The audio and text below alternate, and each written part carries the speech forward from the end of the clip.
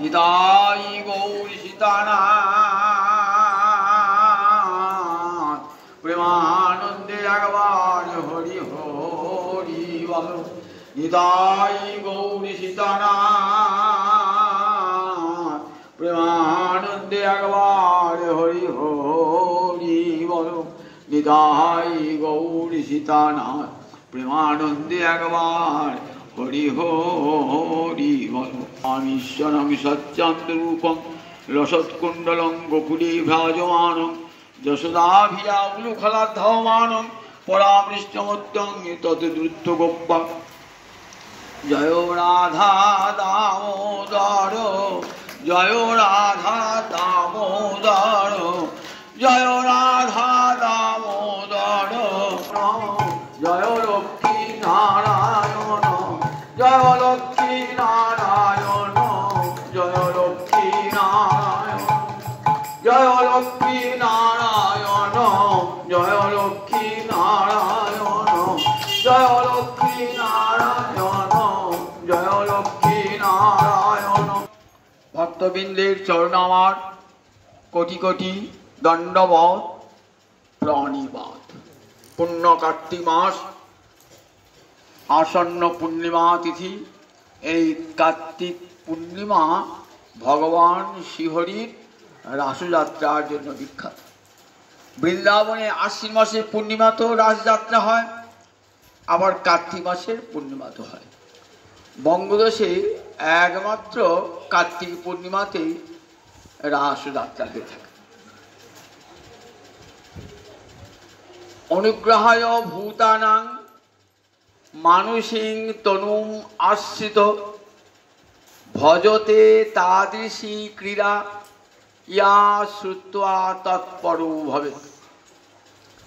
5টি অধ্যায় জুড়ে শ্রীমদ্ ভাগবতের দশম স্কন্ধে 5টি অধ্যায় জুড়ে বিস্তৃতভাবে রাধা মাধবের রাসলীলা বর্ণনা করে উপসংহারে সুখদেব বলছেন, ব্যাসনন্দন সুখদেব বলছেন, অনুগ্রহায় ভূতানাং মানুষিং তনুম আশ্রিত ভজতে তাদৃশী ক্রীড়া যা শ্রুত্বা তৎপরো ভবেৎ। এত বিস্তৃতভাবে রাসলীলা অন্য কোনো পুরাণে নাই।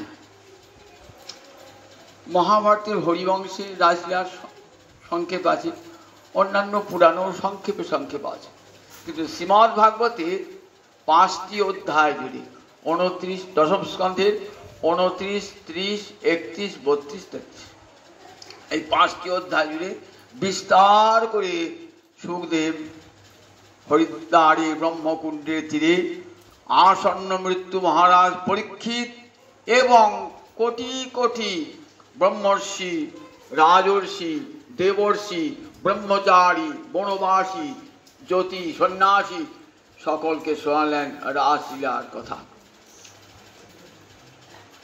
রাসলীলা বর্ণন্তে বলছেন, অনুগ্রহায় ভূতানাং মানুষিং তনুম আশ্রিত ভজতে তাদৃশী ক্রীড়া যা শ্রুত্বা তৎপরো ভবেৎ। ভগবান গোবিন্দের এই লীলা কেন? সুখদেব বলছেন, অনুগ্রহায় ভূতানাং। অনুগ্রহ মানে কৃপা, ভূতানাং মানে জীব। সমস্ত জীবকে কৃপা করবার জন্য, অনন্তকরী ব্রহ্মাণ্ডের যত যত জীব আছে সমস্ত জীবকে কৃপা করবার জন্য ভগবানের এই লীলা। কৃপা 2 প্রকারের। একটা কৃপা সবাই পায়, ভজন করুন আর নাই করুন। ভগবানের এই যে মায়েকি কৃপা, এটা সবাই পায়। যারা গোবিন্দকে স্বীকার করে না, মানে না, জানে না, ভজন করে না, তারাও পায়, আবার যারা ভজন করে তারাও পায়। কি কৃপাটা বলুন দেখিনি? এই যে এখানে বাস করছি, গাছের ফল খাচ্ছি, নদীর জল খাচ্ছি, হাওয়া বাতাস গ্রহণ করছি, এগুলি সব তো ভগবানের কৃপা। এই কৃপাটা ভগবান সবাইকে দিয়েছেন, এই মায়ের কি কৃপা। এর জন্য কোনো সাধন করতে হয় না। আর একটা কৃপা আছে, সেই কৃপার নাম চিন্ময়ী কৃপা।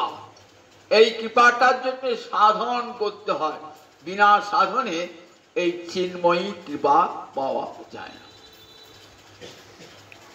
জীবকে এই চিন্ময়ী কৃপা করবার জন্য ভগবানের যত যত লীলা, যত যত লীলা, ভগবানের একবার জন্মলীলা থেকে আরম্ভ করে একবার ভগবানের অপ্রকট লীলা পর্যন্ত সমস্ত লীলাগুলো সব মানবী লীলা। কৃষ্ণের যতক লীলা সর্বোত্তম নরলীলা, নরবপু তাহার স্বরূপ, গোপবেশ বেণু কর, নবকিশোর নটবর, নরলীলারে হয় অনুরূপ। মানুষকে কৃপা করবেন তো, তাই মানুষের মতো ভগবান এলেন নররূপে লীলা করতে। এর আগে আমরা কি ভগবানের কত কত অবতার, মৎস্য কুর্ম বরাহ কত অবতার দেখেছিল, সেগুলি কিন্তু নররূপে লীলা নয়। চার হাত নারায়ণ, সেটিও নররূপে লীলা নয়।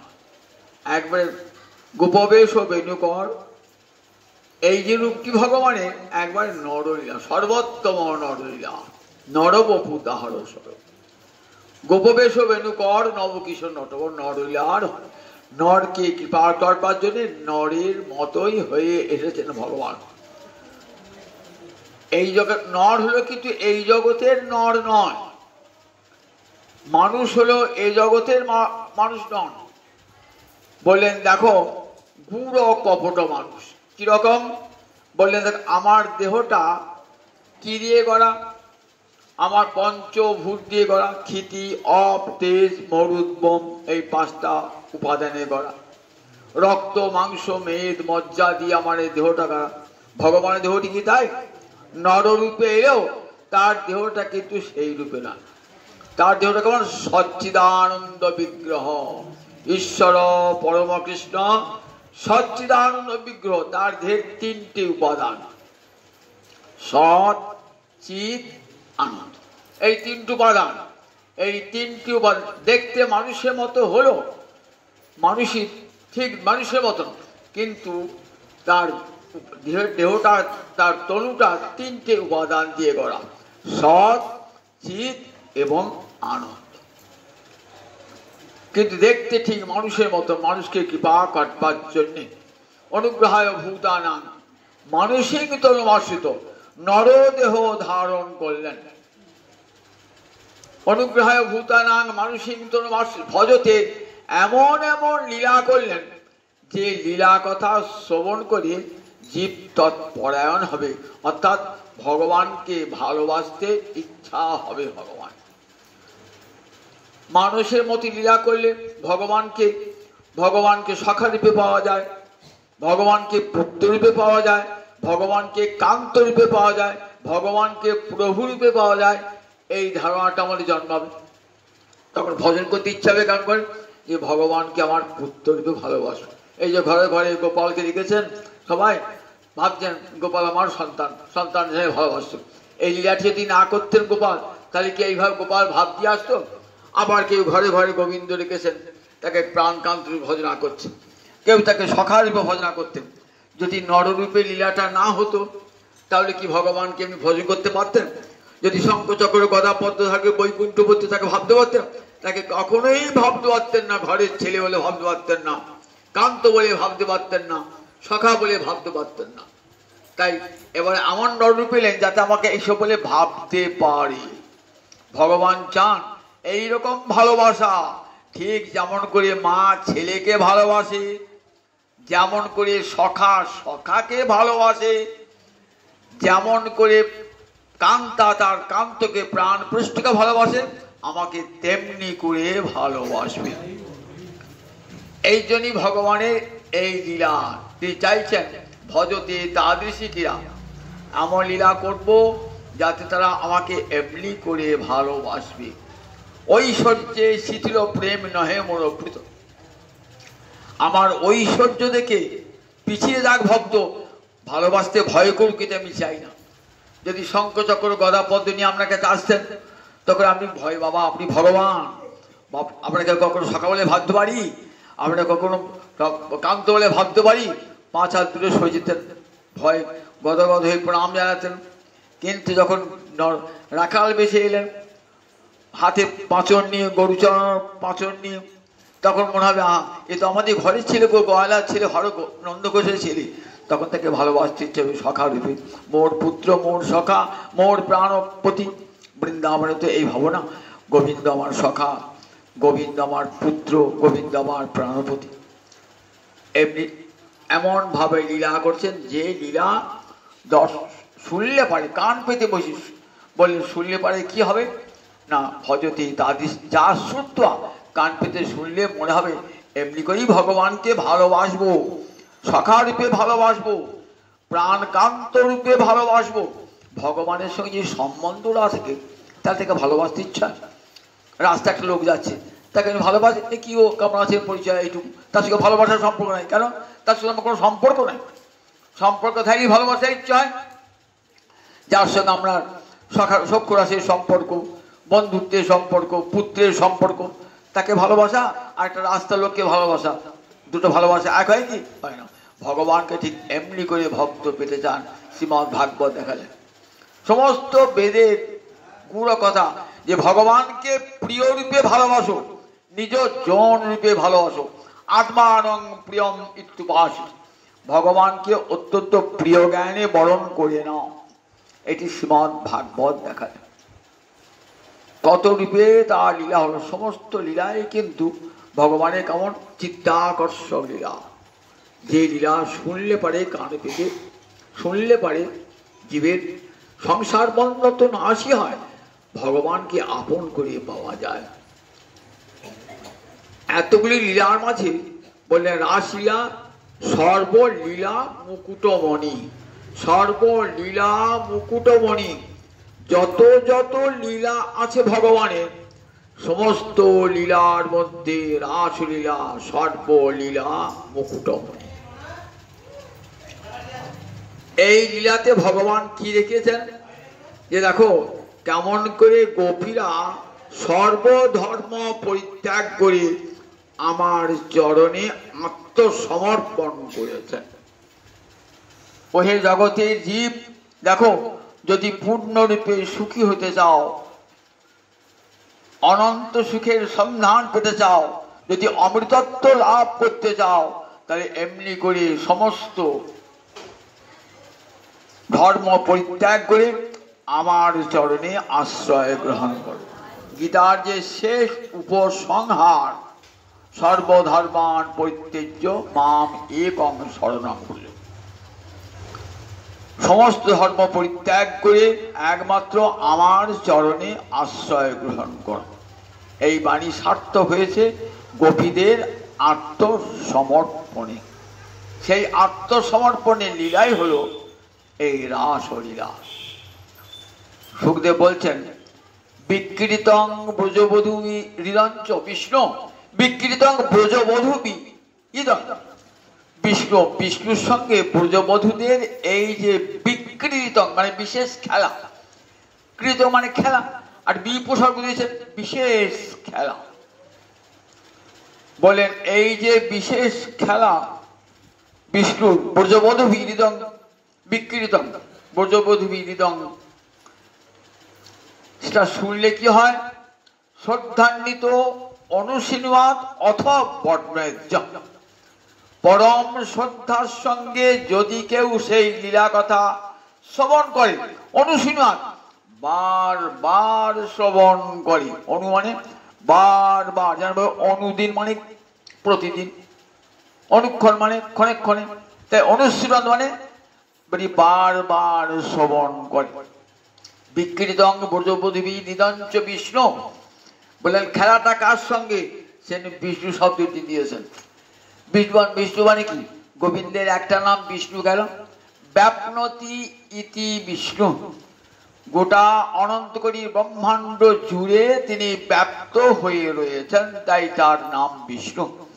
জগতের এমন কোনো বস্তু নাই, এমন কোন স্থান নাই যেখানে ভগবান গোবিন্দ নাই। জলে স্থলে অনলে অনিলে অন্তরিক্ষে লতায় পাতায় বৃক্ষে সমস্ত প্রাণীতে ভগবান শ্রীহরি, তাই তার নাম বিষ্ণু। আবার বিশতি ইতি বিষ্ণু, জগৎ সৃষ্টি করে তৎসৃষ্টা তদেব অনুপ্রাবিশৎ, জগৎ সৃষ্টি করে আবার জগতের মধ্যে তিনি প্রবেশ করে গেলেন সমস্ত বস্তুর মধ্যে, তাই তার একটা নাম হলো বিষ্ণু। গোবিন্দ একটা নাম বিষ্ণু। দেখুন সুখদেব বলছেন এই যে লীলাটা মানুষের সঙ্গে নয়, কখনো রাসলীলা শুধু ভাববে না যে মানব মানবী লীলা। সুখদেবের কথাগুলি খুব ভালো করে কান করে শুনতে, বিষ্ণুর সঙ্গে এই ব্রজবধূদের যে লীলা, সেই লীলাটা তেমন লীলা বিকৃত, বিশেষ লীলা, বিশেষ খেলা, শ্রদ্ধান্বিত অনুশীলন। শ্রদ্ধা বলে যদি কেউ বারবার শ্রবণ করে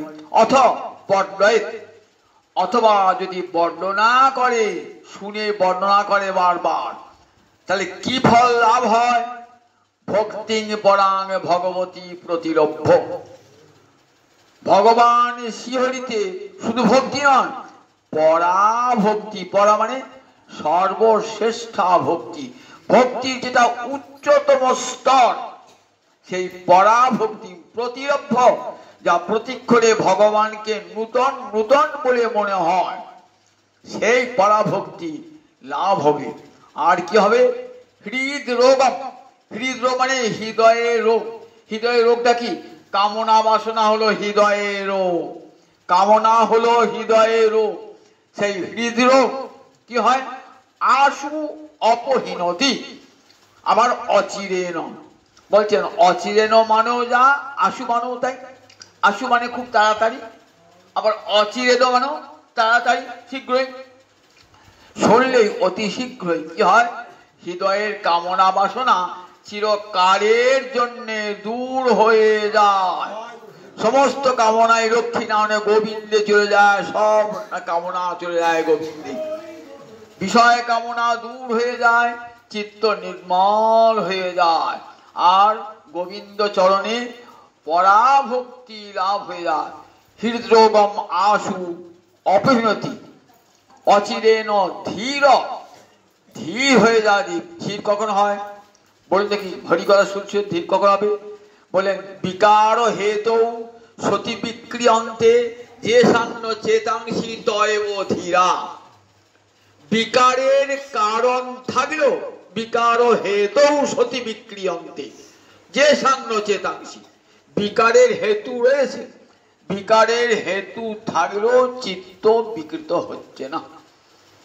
প্রচুর অর্থ রয়েছে আপনার, সেই অর্থ আপনার চিত্তে বিকার এনে দেয়, অহংকার আদি এনে দেয় তো, কিন্তু অর্থ, প্রচুর অর্থ থাকলেও মনে বিকার আসবে না।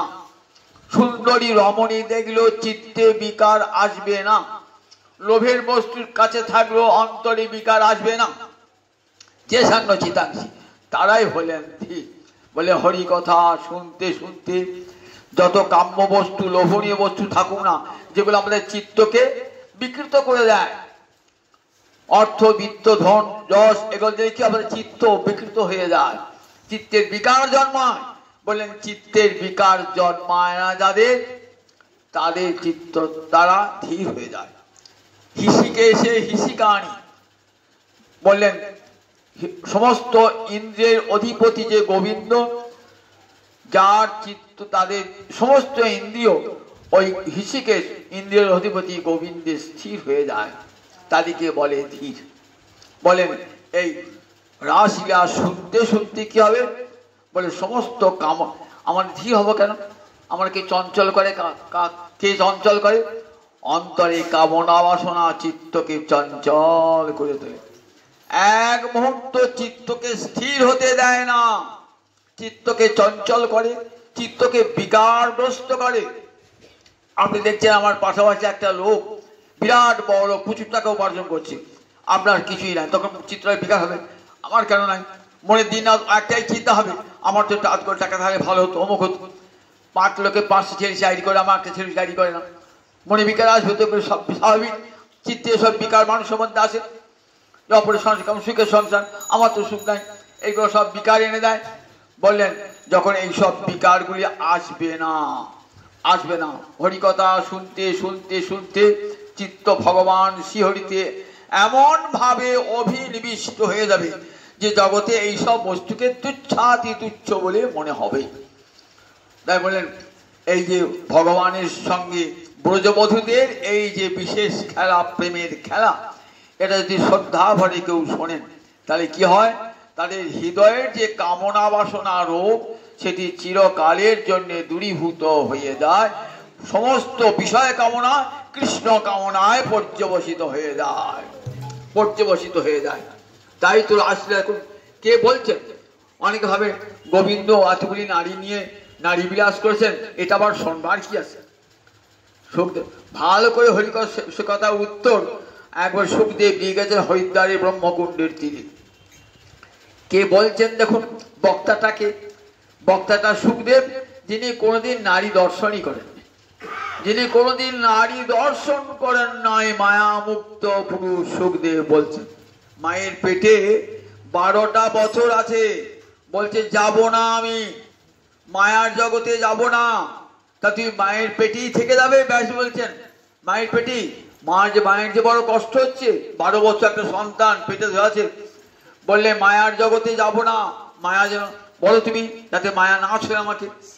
তাহলে কৃষ্ণকে ডাকি, মায়া তো কৃষ্ণের মায়া, মম মায়া গোবিন্দ বলেছেন তো, গোবিন্দ তুমি এসো, তুমি কৃপা করে আমার সন্তানকে ভূমিষ্ঠ হবার আদেশ দাও। কৃষ্ণ এলেন, গর্ভ থেকে সাড়া দিচ্ছে, আমি জন্মাবো ঠাকুর, তোমার মায়াকে সরিয়ে নাও। বললেন ঠিক আছে, আমার মায়াকে সরিয়ে নিচ্ছি, তুমি এসো। মায়াকে সরিয়ে নিলেন, তবে সুখদেব জন্মালেন। বুঝেছেন তো? কে বলছেন দেখুন, বক্তাটা সুখদেব, যাকে মায়া স্পর্শ করে নাই, সেই সুখদেব হলেন রাসের বক্তা। শুনছেন কারা? মহারাজ পরীক্ষিত 7 দিন বাদে যার মৃত্যু হয়ে যাবে তক্ষক দংশনে, তিনি কি নারী বিলাসের কথা শুনতে বসেছেন নাকি? 7 দিন বাদে চলে যাবেন সংসার ছেড়ে। তাহলে এখান থেকে বোঝা যায় যে রাজার কতখানি গুরুত্ব, কান পেতে শুনছেন। আবার কারা শুনছেন? যারা বনবাসী, জ্যোতি, সন্ন্যাসী, ব্রহ্মর্ষি, রাজর্ষি, দেবর্ষি, আমাদের মতন বিষয় ব্যক্তি, তারাও শুনছেন। কাম ও কুকুর যারা, তারাও শুনছেন। আবার শুনছেন কারা? সন্ন্যাসী, জ্যোতি যারা, ব্রহ্মচারী, তারা শুনছেন। যদি এই লীলাটা মনে বিকার জন্মাতো তারা শুনতেন। ব্রহ্মচারী না এইসব আমরা শুনবো না, সন্ন্যাসীরা বলতেন না এই শুনবো না। তারা বড় আদর করে শুনছেন সুখদেবের এই মহাবাণী, গোবিন্দের রাসলীলা, সর্বলীলা মুকুটমণি। বলছেন শ্রীমৎ ভাগবত সাক্ষাৎ গোবিন্দ তো। ভাগবতের যে 12টি স্কন্ধ, ভগবানের 12টি অঙ্গ। ভগবানের প্রথম, দ্বিতীয় স্কন্ধ ভগবানের শ্রীচরণ, তৃতীয় চরিত্র ভগবানের উরু, পঞ্চম ভগবানের নাভি, ষষ্ঠ ভগবানের বক্ষ, সপ্তম অষ্টম ভগবানের 2 বাহু, নবম ভগবানের কণ্ঠ, দশম ভগবানের মুখারবিন্দ, একাদশ ভগবানের ললাট, দ্বাদশ ভগবানের মস্তক। ভাগবত মহাপুরাণের 12টা স্কন্ধ, ভগবান শ্রীহরির 12টা অঙ্গ। আর প্রাণ কোনটা? প্রাণ কটা প্রাণবায়ু আছে? 5টা। প্রাণ, অপান, সমান, উদান, ব্যান, এই পঞ্চপ্রাণ। প্রাণ, অপান, সমান, উদান, ব্যান। তাহলে ভাগবত পুরুষ তৈরি হলো। তার প্রাণ কোনটা? বলে 5টি, রাসের 5টি অধ্যায় তার প্রাণ। পঞ্চাধ্যায়ী 5টা অধ্যায়, রাসের 5টা অধ্যায়, এই ভাগবত পুরুষের পঞ্চপ্রাণ। এখান থেকে বুঝতে পারছেন যে এই রাসলীলার কতখানি গুরুত্ব। আর রসিক শেখর কৃষ্ণ পরম করু, কবিরাজ গোস্বামী বলছেন ভগবান সাক্ষাৎ রস স্বরূপ। শ্রুতি ভগবানকে বর্ণনা করছে। ভগবানকে বর্ণনা করা যায়, ইতিমুখে বর্ণনা করা যায়। এইটা ভগবান বলা যায় না। তাই ইতিমুখে ভগবানের বর্ণনা হয় নাই। বেদ পড়লে দেখবেন কোথাও ইতিমুখে ভগবানকে বর্ণনা করেন নাই, নেতিমুখে। ইহা নয়, ইহা নয়, ইহা নয়, ইহা নয়, ইহা নয়, ইহা নয়, নেতি নেতি করতে করতে যেটা থাকলো সেটাই ভগবান। শাশুড়ি বৌমাকে বললেন খই বাছো, ধান করে ফেলতে হবে তো, ধান করে ফেলতে ফেলতে ফেলতে যেটা থাকলো সেটা খই হয়ে গেল। ঠিক এমনি করে যেন সমস্ত নেতি নেতি নেতি করতে করতে সব শেষে বলেন আনন্দাঙ্গ ব্রহ্মেতি বাজানাথ। বলেন ব্রহ্ম কি না, তিনি সাক্ষাৎ আনন্দ স্বরূপ। বলেন এত শ্রুতির অন্তরে যেন একটা অতৃপ্তি হয়ে গেল, ভগবানকে পূর্ণরূপে প্রকাশ করতে পারলেন না। আনন্দের উৎস কি? তখন বললেন রস বৈষ। রস বৈষ, ভগবান শ্রীহরি সাক্ষাৎ রস স্বরূপ, রস বৈষ। এইখানে শ্রুতির নিবেদন সম্পূর্ণ হল। এইখানে ভগবান সাক্ষাৎ রস স্বরূপ। রস মানে তিনি নিজে আস্বাদ্য, রস্যতে ইতি রস। আবার রসয়তি, যিনি আস্বাদন করেন তাকে রস বলে। তাহলে রস মানে আস্বাদ্য, আবার আস্বাদক। তিনি ভক্তের কাছে আস্বাদ্য, আবার তিনিও আস্বাদন করতে চান। কিরকম? রস নির্যাস করিব আস্বাদন, ভক্তের প্রেমে অধীন হয়ে তাদের প্রেমরস নির্যাস আস্বাদন করব, এইটি ভগবানের ইচ্ছা জেগেছে। আমি মা যশোদা পিতানন্দের পুত্র হয়ে বাৎসল্য রস সুধা আস্বাদন করব, আবার শ্রীরাম সুদামের সখা হয়ে তাদের প্রেমে অধীন হয়ে তাদের সখ্য রস আস্বাদন করব, আবার ব্রজরামাগণের প্রাণকান্ত হয়ে তাদের মধুর রস আস্বাদন করব, রস নির্যাস আস্বাদন করব। রাম অবতারে দেখেছি ভগবান এই রস নির্যাস আস্বাদন করছে, রস আস্বাদন করছে, কিন্তু রসের নির্যাস আস্বাদিত হয় নাই। কোথায় দেখেছেন রামচন্দ্রকে কৌশলা বেঁধেছেন, তারণ ভস্ম করেছেন? কৌশলা জানতেন আমার রাম ভগবান, জানতেন ভগবান বলে তার কিছু একটা সমীহ ছিল, শ্রদ্ধা ছিল। দশরথ জানতেন আমার রামচন্দ্র ভগবান। কোথাও তারণ ভস্ম দেখেছেন? কিন্তু মা যশোদা তার গোপাল আমার পেটের ছেলে, হাতে লাঠি নিয়ে দধি ভাণ্ড ভেঙেছে বলে ছুটে যাচ্ছে বাঁধবার জন্য, এই নাম রস নির্যাস। রামচন্দ্রের সখা ছিল, দেখেছেন তো? কে ছিল বলেন? গোপচণ্ডা। রামচন্দ্র যখন বনে যাচ্ছে না, সিংহবের পূর্ব একটা জায়গায় গিয়েছেন, তখন গোপচণ্ডা এসে প্রণাম করছেন। রামচন্দ্র বলছে না না, তুমি সখা, তুই প্রণাম করবে কি, এসে তোমাকে বুকে নি। কিন্তু চণ্ডাল গুহকে সাহস হচ্ছে না রামচন্দ্রকে সখা বলে আলিঙ্গন করতে, রামচন্দ্রের চরণে পড়ছেন। সখ্যরসের নির্যাস আস্বাদন হলো না। কৃষ্ণলীলায় কি দেখলাম? সখা বলছে তুমি কোন বড় লোক, তুমি আমি সম, তুমি আমার চেয়ে বড় কিসে, তুমিও যা আমিও তাই। কাঁধে তোমার কাঁধে চড়বো, খেলা হেরেছো তুমি, আমি জিতেছি, শুধু আমি জয়ী, তোমার কাঁধে চড়বো। ভেবেছেন যে কৃষ্ণ ভগবান, কৃষ্ণ ভগবান তুমি কোন বড় লোক, আমি পাহাড় ধরেছি, তুই পাহাড় ধরেছ, তোমার পাহাড় ধরার শক্তি নাই। আর ও পাহাড় আমি 7 দিন কেন, আমি 70 দিন ধরে রাখতে পারি, 7 বছর ধরে রাখতে পারি। দেখো তোমার চেয়ে আমার শক্তি বেশি, শ্রীরাম সুদাম বলছে।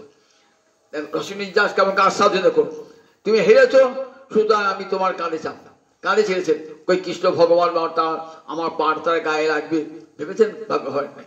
আবার ব্রজরামারা বলছেন যাও যাও মাধব, যাও যাও কেশব, আমার কুঞ্জে শোনা রাধারানী বলছে যে ভগবানকে যোগী পায় না যোগ সাধনে, জ্ঞানী পায় না জ্ঞান সাধনে, তপস্বী পায় না তপস্যায়, সেই ভগবানকে রাধারানী বলছেন যাও, যাহি মাধব যাহি কেশব। এমনি করে রস নির্যাস আস্বাদন করছে। রসিক শেখর কৃষ্ণ পরম করুন। একদিকে রসিক, শুধু রসিক নয়, রসিক শেখর, যারা যারা রস আস্বাদন করে তাদের কি বলে? রসিক। তাদের মনে যদি শ্রেষ্ঠ থাকে কি বলে? রসিক শেখর। অর্থাৎ রসিক গণের মাথায় যিনি থাকেন, শেখর মানে মাথা, সমস্ত রসিক গণের মাথায় যিনি থাকেন রসিক ও শেখর। একদিকে রসিক শেখর, আবার একদিকে পরম করুন। আমি লীলা করব আর জগতের জীব করুণা পেয়ে যাবে। কিরকম করুণা হবে? তুমি যে রাসলীলা করবে তাতে জগতে বললেন রাগমার্গের ভালোবাসা তো জগতে নাই। রাগমার্গের ভালোবাসা 2 রকমের ভক্তি, একটা বৈদিক ভক্তি আর একটা রাগ ভক্তি। বৈদিক ভক্তিটা শাস্ত্রের অনুশাসনে, কৃষ্ণ সেবা না করলে পরে পাপ হয়, নরক যেতে হয়, এই শাস্ত্রের বিধান। তাই আমরা কি করি? 4 বর্ণাশ্রমী যদি কৃষ্ণ নাহি ভজে, স্বধর্ম করিল সে রৌরবে পড়ি মজে। চারি বর্ণের মানুষ, চারি আশ্রমের মানুষ বর্ণ ধর্ম আশ্রম ধর্ম পালন করে যদি কৃষ্ণ ভজন না করে তাহলে সে রৌরব নরকে যায়। বাবা রৌরব নরকে যাবে না একটা করে ফুল, একটা করে তুলসী, গোবিন্দায় রৌরব, সেখানে প্রাণের টান নাই। এই ভক্তিকে কি বলে? বৈদি ভক্তি। বৈদি ভক্তি বলে। এই বৈদি ভক্তি বলে কোথায় যাওয়া যায়? বড় জোর বৈকুণ্ঠ মুক্তি পাওয়া যায়, বৈকুণ্ঠ যাওয়া যায়। কিন্তু গোলক বৃন্দাবনে পরিকর হওয়া যায় না, তার জন্য চাই রাগ ভক্তি। এই রাগ ভক্তি কাদের আছে? ব্রজবাসী করে রাগ ভক্তি দেখালেন। ব্রজবাসী রাগ ভক্তি মানে অন্তরের টানে ভালোবাসা, ভগবানকে নিজের পুত্র রূপে, নিজের সখা রূপে, নিজের প্রাণ কান্ত রূপে যে ভালোবাসা, তার নাম রাগ ভক্তি। এই রাগময়ী ভক্তি হয় নাম রাগাত্মিকা নাম, রাগাত্মিকা ভক্তি। আমরা যদি ভগবানকে এই রাগ মার্গে ভালোবাসতে চাই তাহলে কি করতে হবে? ব্রজবাসীদের আনুগত্যে সেবা করতে হবে। আমাদের ভজনটার নাম হবে রাগানুগা ভজন। রাগানুগা ভজন এটি সর্বোচ্চ শ্রেষ্ঠ ভজন। তাই বলেন পরা ভক্তি। এই ভক্তিতে ভগবান ভক্তের বশীভূত হয়ে যান। তাই এই যে এই গোপীদের সঙ্গে ভগবানের যে যে লীলা বলে, এই লীলা কথার দ্বারে কি করেন? জগৎকে রাগমার্গের ভক্তি প্রচার করলেন ভগবান। ভগবান দেখুন, গত হেমন্তকালে ব্রজগোপীরা কি করেছেন? সেখানে দেবী পূজা করে কাত্যায়নী পূজা করেছেন। কাত্যায়নী বলতে কাত্যায়নীর কাছে কি প্রার্থনা করেছেন? কাত্যায়নী মহামায়ে মহাযোগিন্নধীশ্বরী নন্দগোপ সুতং দেবী পতিং মে গুরুতেন। এই প্রার্থনা করে একটি মাস ব্রত করেছেন। তার একটি মাস কাত্যায়নী ব্রত করেছেন। কি বলে প্রার্থনা করেছেন? হে কাত্যায়নী, হে মহাযোগিনী, হে মহা অধীশ্বরী, নন্দগোপ নন্দন যেন আমাদের পতি হয়। নন্দগোপ সুতং দেবী পতিং মে গুরুতেন। শেষ দিনে ভগবান তাদের বাঞ্ছা পূর্ণ করবার জন্য তাদের বসন হরণ করেছেন। উদ্দেশ্য দেহস্মৃতি দিয়েছে কিনা শেষ পরীক্ষা।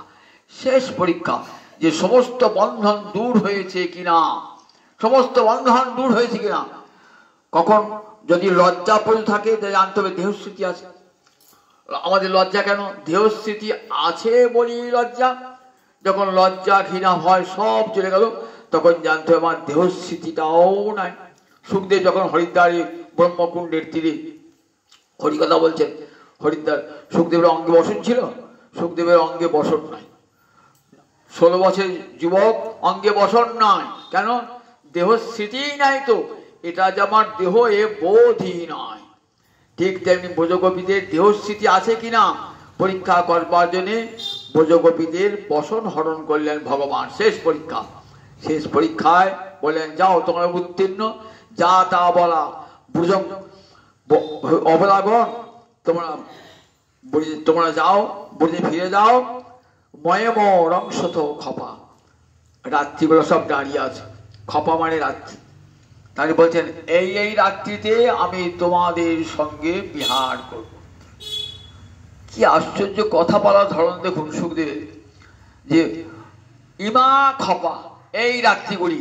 রাত্রি কেউ দাঁড়িয়ে থাকে দেখতে পায়? রাত্রি দাঁড়িয়ে থাকা। এই সন্ধ্যেবেলা রাত্রি লাগলো, 9টার সময় দেখলেন আর আগে 8টার রাত্রিটা নাই, 10টার সময় দেখলেন রাত্রি নাই। তাহলে একটা রাত্রি কি আপনি পূর্ণভাবে দেখতে পাচ্ছেন না? আর এক ব্রহ্মরাত্রি এসে হাজির হয়েছে। এক ব্রহ্মরাত্রি রাস হয়েছিল, এক ব্রহ্মরাত্রি। কি করে হয় এক ব্রহ্মরাত্রি? সত্য ত্রেতা দাপর করি এনকাটে চতুর্যুগ, 71 চতুর্যুগে এক মন্বন্তর, 14 মন্বন্তরে ব্রহ্মার একদিন, আবার 14 মন্বন্তরে ব্রহ্মার এক রাত্রি, একটা ব্রহ্মরাত্রি। তাহলে কত কোটি কোটি বৎসর বলুন দেখি। এই সব ব্রহ্মরাত্রি সব এসে দাঁড়িয়েছে। এসে দাঁড়িয়ে বলছে প্রভু তোমার সেবা করতে চায়। ভগবান প্রতিশ্রুতি দিলেন। কাল কর্ম সংস্কার প্রকৃতি সবাই চান ভগবানের সেবা করতে। রাত্রিগুলিকে বল তোমাদের রাত্রি মানে রাত্রির অধিষ্ঠাত্রী দেবতা। আমার যেমন চোখের অধিষ্ঠাত্রী দেবতা কে? সূর্য। কানের অধিষ্ঠাত্রী দেবতাকে বায়ু, এমনি করে আমার হাতে পায়ে দেবতাকে ইন্দ্র, এমনি করে একটা অধিষ্ঠাত্রী দেবতা আছে। এই যে এক কোটি ব্রহ্মরাত্রি এসে হাজির হলো, সেই ব্রহ্মরাত্রি তাদের অধিষ্ঠাত্রী দেবতারা, তারা বলছেন প্রভু তোমার সেবা করব। সেই থেকেই 1টি বছর ধরে ব্রজগোপীরা অপেক্ষা করছেন কবে সেই শুভ দিন আসবে যেদিন গোবিন্দের সঙ্গে আমরা মিলনে মত্ত হব। এমনি করে দিন গুনছেন, সংসারে সকল কর্ম করছেন, কিন্তু মনটা পড়েছে গোবিন্দে। সংসারে সব কর্ম করছেন, মন গোবিন্দ চরণে রয়েছে। কতক্ষণে পূর্ণিমার দিন মা যশোদা গোবিন্দকে খাইয়ে শুয়ে দিয়েছেন। পূর্ণিমার মাঝখানে উঠেছেন, উঠে অট্টালিকার উপরে দেখছেন কি সুন্দর চন্দ্রের শোভা। দৃষ্টা কুমুদবন্তং অখণ্ডমণ্ডল রমাননাভং, দেখছেন চন্দ্রকে, দেখছেন চতুর্দিক আলোকিত করেছে, 16 কলায় পূর্ণ হয়ে চন্দ্র উঠেছে। মনে জাগলো গোপীদিকে তাই বলেছি তোমাদের বাঞ্ছা পূর্ণ করব। আজ সেই তো রজনী। ভগবান কি করলেন? ভগবান ধীরে ধীরে উঠে এলেন। উঠে সে বংশীবট দেখেছেন তো বৃন্দাবনে, সেই বংশীবটে হিলন দিয়েছেন। বংশীবটে হিলন দিয়ে জগৌ কলঙ্গে বাম দিশাঙ্গে মনোহর, জগৌ কলঙ্গে বাম দিশাঙ্গে বাম দিশ মানে বাম নয়না গোপীগণের মনোহারী বাঁশি বাজালেন। বাঁশি তো রোজই বাজে, কিন্তু বাঁশি গোপীগণকে ঘর থেকে নিয়ে আসতে হবে এমন বাঁশি। কোনোদিনই বাঁশি বাজে আনন্দিনী বাঁশি। সেদিন আনন্দে দেখা যায় যমুনার জল উজান বইছে, এমন উচ্ছ্বলিত হয়ে উঠেছে। উজান বইছে যমুনার জল। পশু পাখি ময়ূর নৃত্য করছে। আবার কোনদিন সম্মোহনী বাঁশি বাজছে, সেদিন সবাই মোহগ্রস্ত হয়ে গিয়েছে। বাছুর মায়ের দুধ খেতে খেতে খাওয়া বন্ধ করে দিয়েছে, দু গাল দিয়ে দুধ গড়িয়ে পড়ছে। গাভী ঘাস খেতে খেতে মুখ থেকে ঘাস পড়ে যাচ্ছে। সম্মোহিনী বাঁশি। আজ বাঁশি বাজিয়েছেন আকর্ষণী বাঁশি, যাতে গোপীগণকে ঘর থেকে বার করা যায়। জগৌ কলঙ্গে বাম দিশাঙ্গে মনোহরম। আজ ভগবান বাঁশি বাজাচ্ছেন। কেন বাঁশি বাজাচ্ছেন? যে আজ একটা যুদ্ধ হবে। সেই যুদ্ধে কে আমার যুদ্ধে রথ হবে এসব। যুদ্ধ করতে গেলে তো রথে চড়ে যুদ্ধ করতে হবে। একেদের রাজারা রথে চড়ে যুদ্ধ করতেন। বাঁশি বেজেছে, কিন্তু সবাই বাঁশি শুনতে পান নাই। কারা বাঁশি শুনলেন বলুন দেখি? গোবিন্দের বাঁশি। যাদের কান কেমন বধির হয় নাই সংসারের কোলাহলে, যাদের কানটা কালা হয় না। আমাদের কান কালা হয়ে গেছে সংসারের কথা শুনতে শুনতে। সেদিন গুরুদেব কানে মন্ত্র দেন কেন? ওই কালা কানটা সারিয়ে দেওয়ার জন্যে, যাতে গোবিন্দের বাঁশি শুনতে পায়। এই জন্যে দেখেন কানে মন্ত্র, অন্য কোথাও দেয় না, মন্ত্রটা কানে দেয়। বীজ মন্ত্র কানে দেয় কেন? কান তো আমাদের কালা। সংসারে বোর কথা, ছেলের কথা, পরনিন্দা পরচর্চা শুনতে শুনতে কান তো কালা। সেই কান কালা কান কে সারিয়ে দেন? চোখটা সারিয়ে দেন গুরুদেব। চোখের কাজল মাখা, চোখে কাজল দিয়ে, চোখে কাজল দিয়ে কানটা সারিয়ে দেন কানে মন্ত্র দিয়ে। এইবার শুনতে হবেন ব্রজগোপীদের কান কেমন। ব্রজগোপীদের কান কালা নয়। নিসম্য গীতং তদনঙ্গ বর্ধনং ব্রজস্ত্রিয় কৃষ্ণ গৃহীত মানসা আজ মূর অন্যান্য লক্ষিতদ্যমাস যন্ত্রকান্ত জবলোল কুণ্ডলা। বাঁশিটি শুনেছেন? বাঁশির জড়িত অপেক্ষা করেছিলেন ব্রজগোপীরা। বাঁশির জন্য কখন বংশীর ধ্বনি শুনবো। নিসম্য গীতং তদনঙ্গ বর্ধনং। অনঙ্গ মানে কামনা, অর্থাৎ গোপী হৃদয়ের প্রেম। বর্ধনং এমন বাঁশি বাজালেন যাতে প্রেমের আগুন দাউ দাউ করে জ্বলে উঠল। কোন কাঠে আগুন দাউ দাউ করে জ্বলে বলুন দেখি? ভিজে কাঠে? ভিজে কাঠে আগুন জ্বলবে?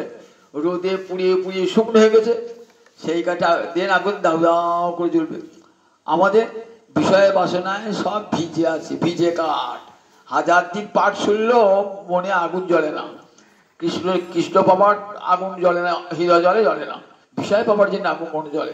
কারণ বিষয় রসে ভিজে, সব ভিজে কাঠ, আমি ধরবি কি করে? আর গোপীদের কাঠ নাম ভিজে কাঠ নয়, শুকনো কাঠ। ভজন করি করি, কৃষ্ণ ভজন করি করি করি করি কৃষ্ণ বিরহের তাপে একবারে পুড়ে ছায়, একটু আগুন লাগেনি। যেই বাসিটি বেড়েছে না, সম্যগীত তদরঙ্গ বর্ধন ভোজস্ত্রী কৃষ্ণ গৃহীত মানসা ছুটছেন এই শারদ পূর্ণিমা নিশি, ছুটছেন কেমন? শারদ চন্দ পবন মন্দ বিপিনে ভরল কুসুম গন্ধ ফুল্ল মল্লিকা মালতী যুথি মত্ত মধুকর ভোরণী, মত্ত মধুকর ভোরণী।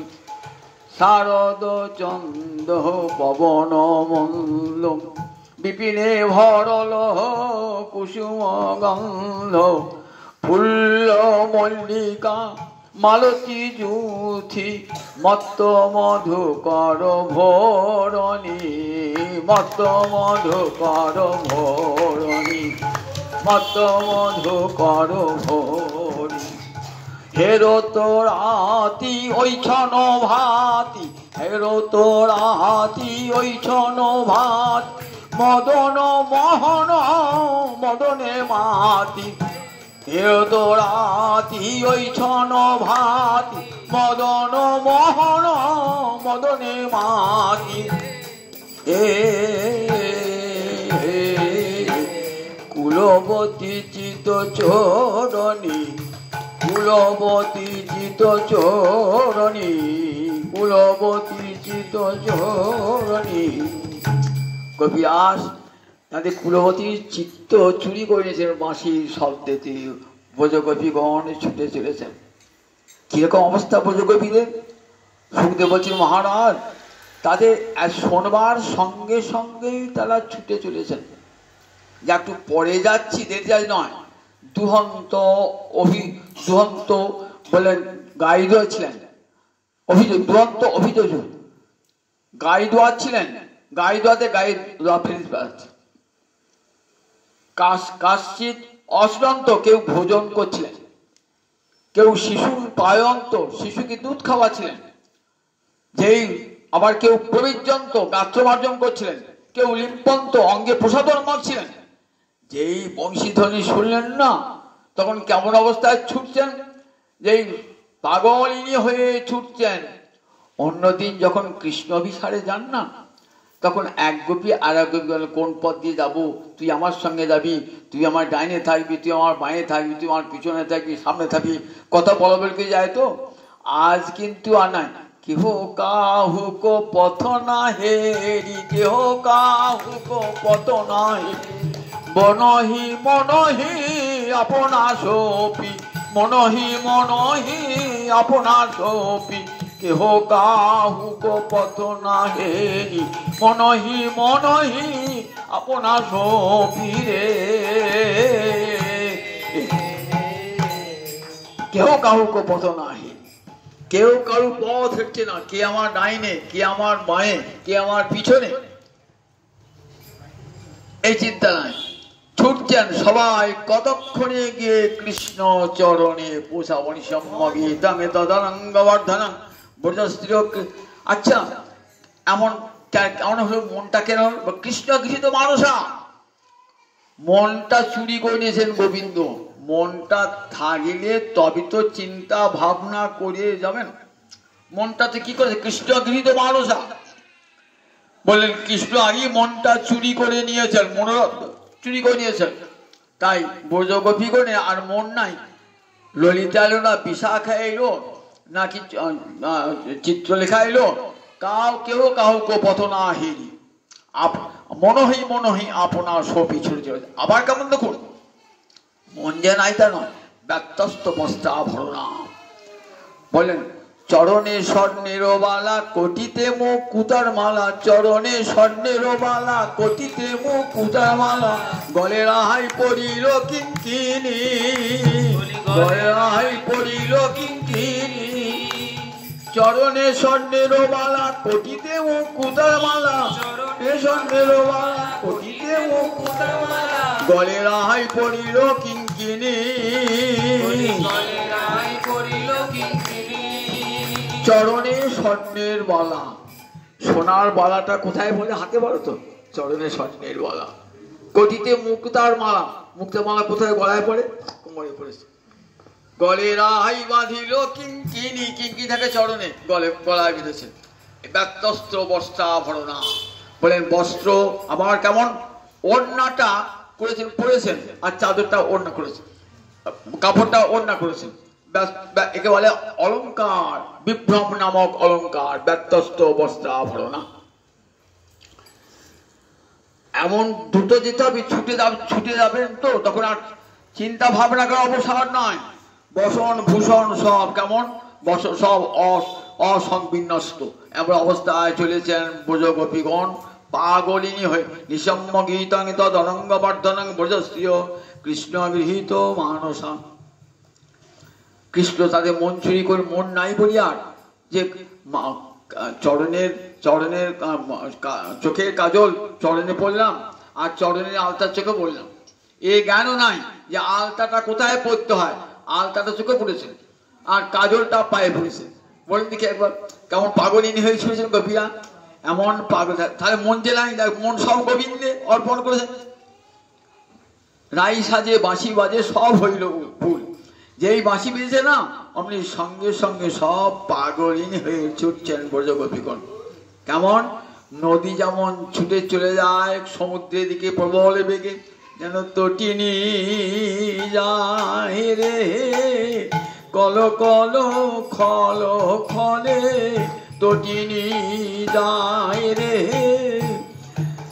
শ্যাম সায়রে মিশবে বলে, তটিনী যায় রে শ্যাম সায়রে মিশবে বলে, তটিনী যায় রে বাহু সুন্দর দোলাইলে যেন করিনি যায় রে, বাহু সুন্দর দোলাইন করিনি যায় রে।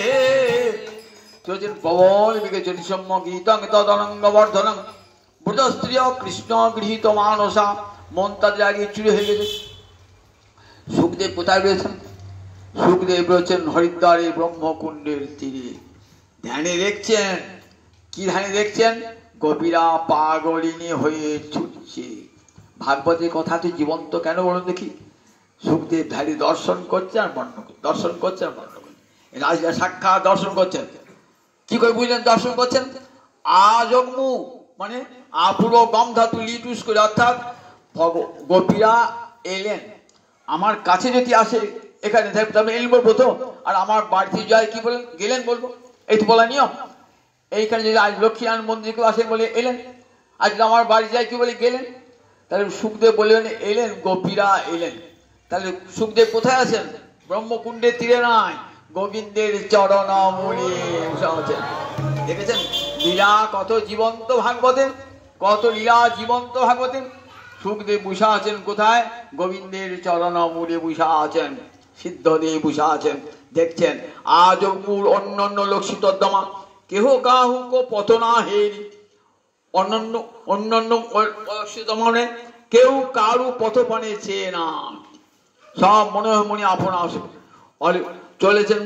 আজ অন্যান্য লক্ষিত সযত্রকান্ত জবলোল কুণ্ডলা। কোথায় যাচ্ছেন? যত্রকান্ত, যিনি সকলের জীবনের প্রাণ পৃষ্ঠ একমাত্র ভগবান, যিনি সকলের কান্ত, যিনি আমার স্ত্রীরও কান্ত, আমারও কান্ত। দেখবেন সুখদেব বলেছেন গোপীনাঞ্চ তৎপতিনাঞ্চ, গোপীদেব পতি তিনি, আর তার পতিদেব পতি তিনি, তিনি জগৎপতি গোবিন্দ, জগৎপতি গোবিন্দ। পটে একটা স্বামী বিদেশে গেল, যাবার সময় কি করে স্ত্রীকে বলে দেখো তুমি তো আমার বিরোধ থাকতে পারো না, এই ছবিটা দিয়ে গেলাম। সেই ছবিটা রোজ পূজা করেছে। এইবার সত্যিকারে যখন স্বামী আসবে তখন কি আর পটটায় পুজো করবে? তখন আর পটটায় পুজো করবে না, তখন আসল স্বামীর কাছে ছুটে যাবে। তেমনি এই যে জগৎপতির সেবা করি আমরা সংসারে পতিকে সেবা করি কি জন্যে? ওই জগৎপতিকে পাওয়ার জন্যে। তিনি আসল জগৎপতি, তাকে পাওয়ার জন্যে। তাকে যেই পেয়ে যায় সব পাওয়া হয়ে গেল জগৎপতি। তাই ছুটে চলেছেন কোথায়? সযত্র কান্ত। কান্ত মানে সুখদেব বলছেন শুধু আমার আপনার কান্ত নয়, জগতের অনন্ত কোটি ব্রহ্মাণ্ডের সমস্ত জীবের কান্ত মানে একমাত্র প্রিয় তিনি। শ্রুতি বেদ মাতা বলেছেন সে কেমন প্রিয় এবং হি বরণীয়। তিনি পুত্রাৎ প্রিয়, পুত্রের চেয়েও প্রিয়, বিদ্যাৎ প্রিয়, বিদ্যের চেয়েও প্রিয়, সবার চেয়ে তিনি প্রিয় জগতের। এই প্রিয়ত্ববোধ আমাদের আসে নাই। গুরু কৃপা যদি হবে, সাধু কৃপা যদি হবে, সেদিন বোধ হবে সংসারে কেউ আমার প্রিয় নয়। আজ যাকে প্রিয় বলে আঁকড়ে ধরেছি, দেখবো আমার মরার পর সে আর আমার আর কোনো অস্তিত্ব নেই, সে আমার জন্য 2 দিন কাঁদবে, 5 দিন কাঁদবে, ভুলে যাবে। তাহলে প্রিয়ত্ব শেষ হয়ে গেল, প্রিয়ত্ব শেষ হয়ে গেল। যাকে প্রিয় বলে ভাবছেন আর থেকে ভাবছেন সে আর আমরা প্রিয় না, আর আমরা কেউ ভালোই ভাবছি, মন থেকে মুছেই গেছে সে, তাহলে কি করে প্রিয় হলো? কিন্তু গোবিন্দ দেখুন, যে কোনো যদি জন্মগ্রহণ করি না কেন, গোবিন্দ আপনার সঙ্গে আছে। মানুষ হই, পাখি হই, পশু হই, গোবিন্দ আমার সঙ্গে সব সময়। কখনো গোবিন্দ ছাড়া কোনো জীব জন্মাতে পারে না। তাহলে আসলে প্রিয়কে গোবিন্দ প্রিয়। তাহলে প্রিয় পুত্রাৎ, প্রিয় বিদ্যাৎ, প্রিয় অন্যস্মাৎ সর্বস্মাৎ। বেদ মাতা জননী বলছেন যে ভগবানই একমাত্র জগতের সকলের প্রিয়। তিনি পুত্র হতে প্রিয়, তিনি বিদ্যা হতে প্রিয়, জগতের সমস্ত বস্তু হতে তিনি প্রিয়। কিন্তু আমরা মনে করি কি পারি না, মায়া এমন কেউ ফুরিয়ে গিয়ে জানতেই দেয় না। মনে হয় বউ আমার প্রিয়, স্বামী আমার প্রিয়, ছেলে আমার প্রিয়, বন্ধু আমার প্রিয়, ঘর আমার প্রিয়, বাড়ি আমার প্রিয় মনে হয়। গোবিন্দকে প্রিয় মনে হয় না। সেই যেহেতু সাধুগুরুর আশীর্বাদ কৃপা চাইতে হয় যাতে গোবিন্দকে প্রিয় বলে ভাবতে পারি।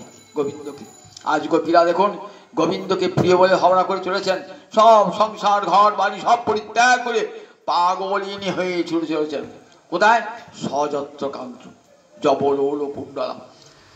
বলছে ওই দেখো তাদের গতিবেগ কেমন। কুণ্ডল বারে কানে ধরে কুণ্ডল, জবলোল এক কর্ণে কুণ্ডলী, এক কানে একটা দুল পড়েছে, দোকানে পড়ে তো পাগলিনী হয়ে একটা কানে কুণ্ডল ছুটছেন। কেমন ছুটছেন? আপনি যে ছুটছেন বুঝবি কি করে? আপনি ছুটলে আপনার কানের দুলটাও ছুটবে। জব মানে গতিতে, লোল মানে চঞ্চল, আপনার গতিতে আপনার কানের দুলটাও চঞ্চল হে জবলোল কুণ্ডা। সযত্র কান্ত জবলোল কুণ্ডা, পাগলিনী হয়ে ছুটছেন। রাসকি আমাদের কেন গোবিন্দ ডাক দিয়েছেন, কি বলেছেন? চড়ি গোপীর মন রথে, মনে মথে হে মন মথে, নামে ধরে মদন মহান, যিনি পঞ্চ সরদর্প, যিনি পঞ্চ সরদর্প, স্বয়ং নব কন্দর্প, রাস করে লইয়া গোপীগণ। আমাদের শিরর স্বামী ভাগবতের প্রথম শ্লোকে টিকা করছেন। ভগবান পিতা রাত্রি শরদৎ ফুল্ল মল্লিকা বললেন ভগবান আজ গোপীদের সঙ্গে খেলা করতে ইচ্ছা করলেন। যোগমায়াকে উপাসিত অধিক রূপে আশ্রয় করি বললেন। এই টিকা করতে বলছে দেখো ব্রহ্মাদি জয় সংরূঢ় দর্প কন্দর্প দর্প জয়তী শ্রীপতি গোপী রাসমণ্ডল মণ্ডিত। শ্রীধর স্বামী ভাগবতের সর্বশ্রেষ্ঠ টিকাকার। তিনি প্রথম শ্লোকটা ব্যাখ্যা করতে গিয়ে বলছেন দেখো ব্রহ্মাদি জয়, ব্রহ্মাকে, শিবকে, অন্যান্য ইন্দ্রকে, বরুণকে, সকলকে জয় করে কামদেব মদনের একটা অহংকার যে আমি বিশ্বজয়ী, আমার কাছে কেউ মাথা তুলতে পারবে না। ব্রহ্মা যে সৃষ্টিকর্তা তাকে আমি বশে এনেছি, শিব আমার বশে না হলো তার ধ্যান ভাঙিয়ে দিয়েছি আমি। শিব যখন ধ্যান করছেন দেবতারা বলেন শিবের ধ্যান ভাঙাতে হবে, পার্বতীর সঙ্গে মিলনে যে সন্তান হবে সে হবে দেব সেনাপতি। কি করা যায়? শিব তো ধ্যানে বসছেন, মদন বলল কোনো চিন্তা নাই আমি যাচ্ছি। পার্বতীকে নিয়ে গিয়ে কি করলেন দেখবেন কুমার সম্ভব কাব্যে পার্বতী তপস্যা আছে, কঠোর তপস্যা করছেন মহাদেব, এমন করে নিত্য হত্যা আরম্ভ করেছেন। মহাদেবের ধ্যান ভেঙে গেল, তৃতীয় নয়নের অগ্নি থেকে এমন আগুন বেরিয়ে এলো না, মদন পুড়ের ছাই, অনঙ্গ হয়ে গেল, অঙ্গহীন হয়ে গেল মদন। তখন মদনের বউ রতি কাঁদছে। মদনের কামের দেবতা মদন, অন্তরে কামনা বাসনা জায়গায় কে? কোন দেবতা? মদন। তখন রতি কাঁদছে, আমার স্বামীকে বাঁচিয়ে দাও। বললেন ঠিক আছে, তোমার স্বামী আর দেহ পাবে না, তবে তোমার তোমার স্বামী জগতে সমস্ত জীবের হৃদয়ে থাকবে, সব হৃদয়ে থেকে যাবে। কারণ তাই দেখুন কি হলেন, সমস্ত জীবের হৃদয়ে রয়ে গেছেন মদন কাম। যতক্ষণ অঙ্গ ছিল সবার হৃদয়ে ছিল না, যে তাকে ধ্বংস করে দিলেন না মহাদেব, তখন বিশ্বময়। রবীন্দ্রনাথ কবিতা বলেছেন, পঞ্চস্বরে দগ্ধ করে করেছে কি সন্ন্যাসী, বিশ্বময় দিয়েছে তারে ছড়াই। যখন তার দেহ ছিল তখন সবাইকে সে বশীভূত করতে পারে না, কিন্তু তাকে যখন অনঙ্গ করলে সমস্ত জীবের হৃদয়ে সে চলে গেল, সমস্ত জীবের হৃদয়ে চলে গেল এই মদন। তার এই মদনে বলেন এই যে রাশিটা কি হবে না, কাম জয় ক্ষেপণা, ব্রহ্মাদি জয় সংগ্রহ দর্প কন্দর্প দর্পহা, ব্রহ্মাদি দেবতাগণকে জয় করে মদনের অন্তরে অহংকার জন্মিয়েছিল। কি অহংকার? যে গোবিন্দকে হারাতে পারলেই আমার বিশ্ব জয়, আমার পতাকা জয়ের পতাকা উঠবে। তাই তককে তককে ছিল কি করে গোবিন্দকে বশীভূত করা যায়। যেদিন ব্রাহ্মণ পত্নীগণ এসেছিলেন অশোকান গোচারণ করতে, সেদিন একবার চেষ্টা করে দেখলেন, না ব্রাহ্মণ পত্নী চলে গেল। আবার যেদিন বস্ত্রহরণ হলো সেদিন একবার চেষ্টা করে হলো না। আজ রাসের দিন এসেছেন সমস্ত গোপীগণ, নির্জন রাত্রি, একবার সুন্দর জ্যোৎস্না পুলকিত রজনী, সুন্দর মলয় পবন বাতাস বইছে, অপূর্ব সুন্দর পরিবেশ, নির্জন স্থানে কৃষ্ণ একা পুরুষোত্তম আর কোটি কোটি ব্রজগোপী। আজকেই তো সুযোগ, আজকেই হারাবো গোবিন্দকে, গোবিন্দকে কামের বশীভূত করবো। গোবিন্দ ডাকছে, চড়ি গোপীর এসো, আজ মদনের সঙ্গে আমার যুদ্ধ হবে। এই যুদ্ধে কে রথ হবে এসো। সবাই তো রথ পারবে না, কেন পারবে না? রথটা এমন শক্তপোক্ত হতে হবে যেন প্রতিপক্ষের তীর নিক্ষেপে রথটা যেন পুড়ে না যায়, এমন শক্তপোক্ত রথ হতে হবে। তো তা কে হবে শক্তপোক্ত রথ? সবার তো চিত্ত কামনা বাসনা অস্থির, চঞ্চল মন, যে কোনো মুহূর্তে পড়ে যাবে। তাই কেউ যেতে সাহস করছেন না। গোপীগণ ছুটে গিয়েছেন। দেখো আমাদের মনোরথে চড়ে তুমি যুদ্ধ করবে, চল চল, আমাদের মনকে রথ করো, আমাদের মনোরথে চড়ে তুমি যুদ্ধ করো। চড়ি গোপীর মনোরথের মন মথের মনোমথে, গোপীদের মনোরথে চড়ে এলেন। গোপীদের চিত্ত অচঞ্চল, গোবিন্দ ছাড়া তাদের চিত্ত জগতে আর কোথাও যায় না, চিত্ত তাদের স্থির এবং দৃঢ়, কোথাও তাদের চিত্ত যাবে না। তাই চিত্ত তাদের স্থির, তারা পড়বে না মদনের স্বরে, তারা পড়বে না। মদন যতবার নিক্ষেপ করুক কেন তাদের চিত্ত বিকৃত হবে না। তাই চড়ি গোপীর মনোরথের মন মথের মনোমথে যুদ্ধ করতে গেলেন। মদন সমরে যুদ্ধ করতে এসেছেন ভগবান। কিসে, কোন রথে চড়ে? গোপীগণের মনোরথে চড়ে। মদন তুমি যুদ্ধ করবে, করো, আমি তো ইচ্ছে করলে কোটি কোটি মদন সৃষ্টি করতে পারি। আমি যদি তোমার সঙ্গে যুদ্ধ করি তাহলে লোকে আমাকে হাসবে, আমি সরকারের কাছে উপহাসের পাত্র হয়ে যাবো। একটা পালোয়ান যুদ্ধ করতে গিয়েছে, যে দেখছি একটা ছেলে আমার সঙ্গে যুদ্ধ করতে, রোগা পিংটে ছেলে আমার সঙ্গে কুস্তি করতে এসছে। সে কি বলবে, এ বাবা তুমি তোমার সঙ্গে আমি যুদ্ধ করবো না, লড়াই করবো না, লোকে হাস বলে দেখো দিদি ওইরকম একটা লোক ওইরকম ছেলেটার সঙ্গে যুদ্ধ কুস্তি করছে। তুমি যত খুশি কিল চল লাথি খুশি মারো। একদিন কুল চল লাথি খুশি মারতে মারতে ছেলেটাই রুকা ছেলেটাই আজ কাত হয়ে পড়বে। মদনকে যেন ভগবান বলছেন, তুমি যত খুশি বাণ নিক্ষেপ করো, তোমার যটা বাণ আছে তুলে নিক্ষেপ করো। এক একে বাণ নিক্ষেপ করছেন, এক একে বাণ নিক্ষেপ করছেন। যত মদনের কটা বাণ? 5টা বাণ মদনের। মদনের ধনুর নাম কি? ফুল ধনু। আর 5টা বাণ, মদন মাদন স্তম্ভন শোষণ উন্মাদন, এই 5টা বাণ আছে তুনের মধ্যে ভরা। আর ধনুটার নাম ফুল ধনু। মদন এক একে বাণ নিক্ষেপ করছেন, 5টা বাণই চলে গেল, আর তো মদনের বাণ নাই। ধনুটা ভেঙে গেল। টুটল কিয়ে ফুল ধনু গুণ, কিয়ে রতিরনে তুন ভেল শুন, সমর মাঝে পড়ল লাজে, রতিপতি ভয় ভাজ। টুটল কিয়ে ফুল ধনু গুণ, ফুল ধনুটা ভেঙে গেল, টুটল মানে ভেঙে গেল। কিয়ে রতিরনে তুন ভেল শুনো, তুনটা কি হলো?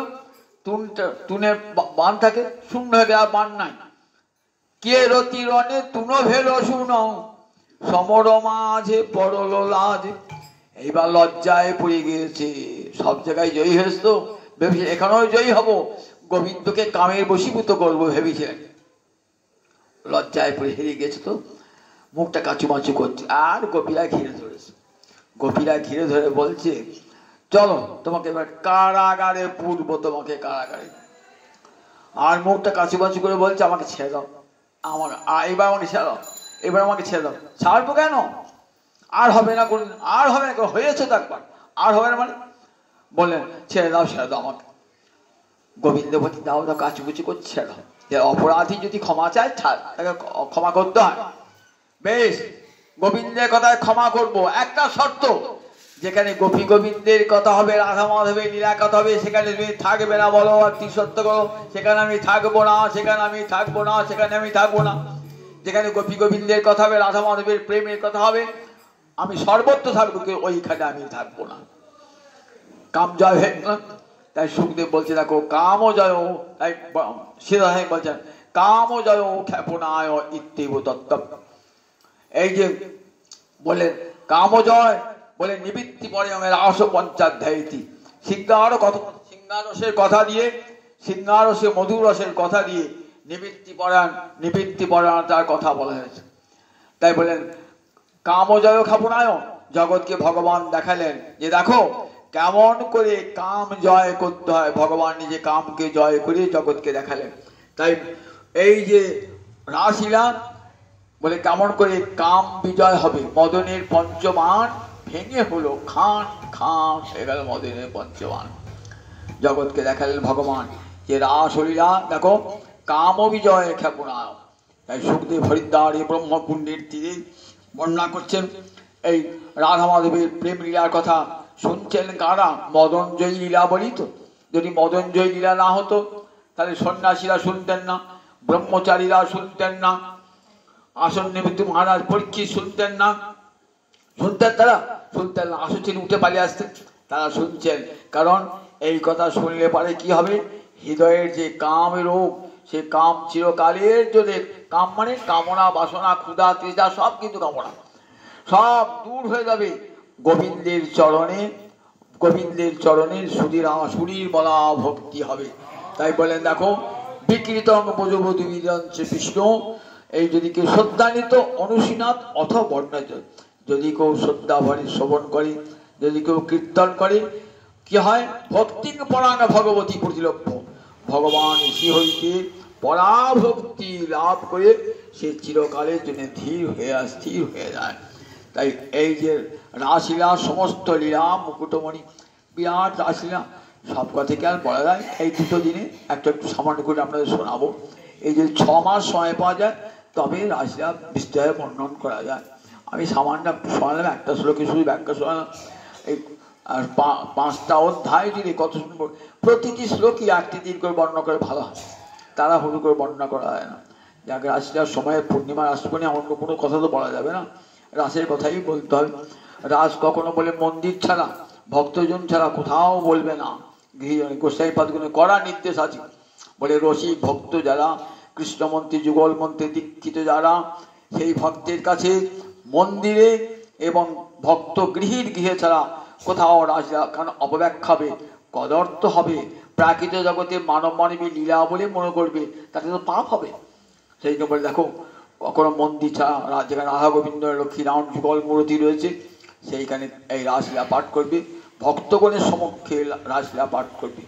সেই রাসলীলা যত্রতত্র বর্ণনা করা যায় না, সর্বত্র বর্ণনা করা যায় না। আপনারা ভক্ত লোক, এই তাঁতিপাড়া জানি সমস্ত ভক্ত বৈষ্ণবে প্রায় সবাই দীক্ষিত এবং কৃষ্ণমন্ত্রী সবাই দীক্ষিত। তাই সাহস করে এখানে বলতে এলাম। জয় নিতাই। আবার আগামীকাল আসবেন, আর সকাল করে শোনাবো। আজকে অনেক রাত্রি হয়ে গেছে, 8টা 15 বেজে গেছে।